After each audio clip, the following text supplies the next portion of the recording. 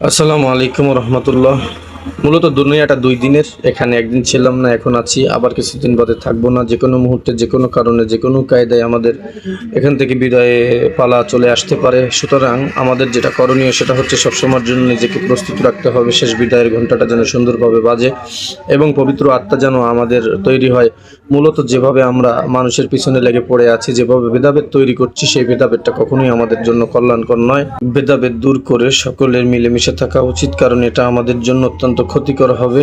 সবচেয়ে বেশি গুরুত্বপূর্ণ হচ্ছে ছোট ছোট বাচ্চারা যারা বেড়ে উঠছে, তারা নেশা দ্রব্যে আক্রান্ত হয়ে পড়ছে। বাড়ির আঙিনায় আশপাশের পরিবেশটা খুব খারাপ হওয়াতে, তাই সেই সমস্ত বাচ্চাদেরকে ভালো একটা পরিবেশের মাধ্যমে সুশিক্ষা এবং তাদেরকে যেন নেশা থেকে দূরে রাখা যায়, ভালো পরিবেশ দেওয়া যায়, এজন্য সকলে সক্রিয় থাকা উচিত। সবাইকে আহ্বান জানাই।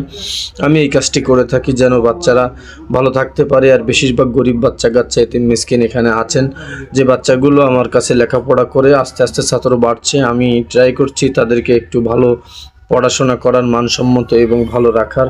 আপনারা যারা আছেন তারা সকলে ভালো কাজের সাথে থাকতে পারেন, এটা আমি আশা করি। সবাইকে দাওয়াত দিচ্ছি, কারণ হচ্ছে আমাদের পরকালের যে মেইন যে আমাদের একটা ওসিলা হবে নাজাতের জন্য, সেটা হচ্ছে আমাদের ভালো কর্ম। আর এই ভালো কর্মগুলো যদি জীবনে না থাকে, তাহলে পরকালে দুঃখের শেষ থাকবে না।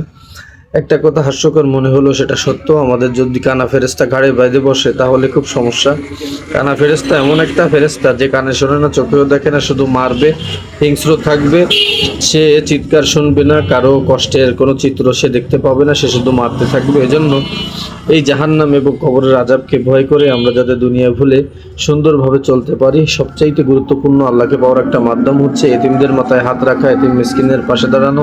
আপনি চাইলে এতিম মিসকিনের পাশে দাঁড়াতে পারেন এবং আল্লাহ পাক রব্বুল আলামিন খুব দ্রুত এভাবে কাউকে মাফ করে থাকে, আলহামদুলিল্লাহ।